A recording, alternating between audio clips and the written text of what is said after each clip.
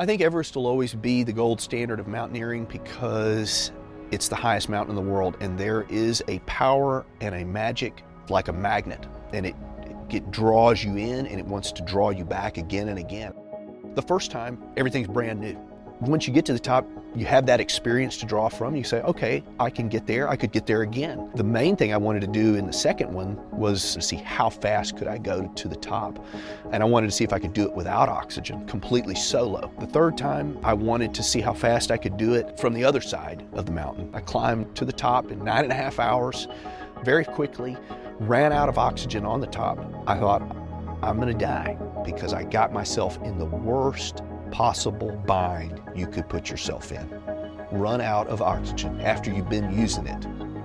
On the top, I was on my own and I knew it. I took the radio, threw it off the side of the mountain because I was like, the only thing that matters now is going down. With the oxygen, I could take 50 or 100 steps climbing up.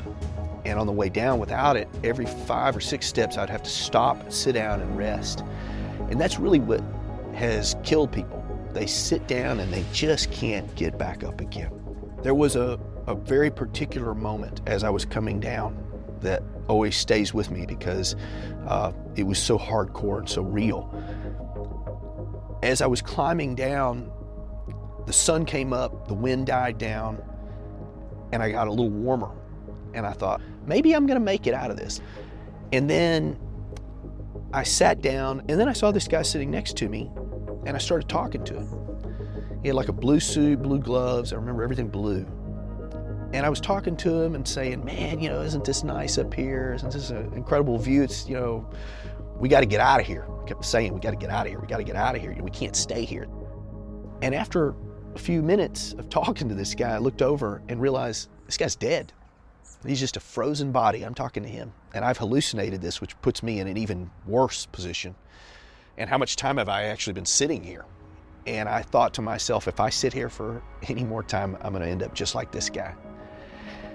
And I got up and I marched myself down all the way in one day.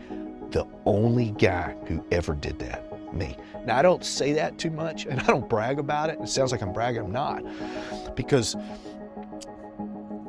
it was my stupidity that got me into that bind in the first place. If I had been smart enough to check both of those bottles, I would have noticed that the regulator didn't fit the threads on the second bottle. So I got myself in it, but I also got myself out of it.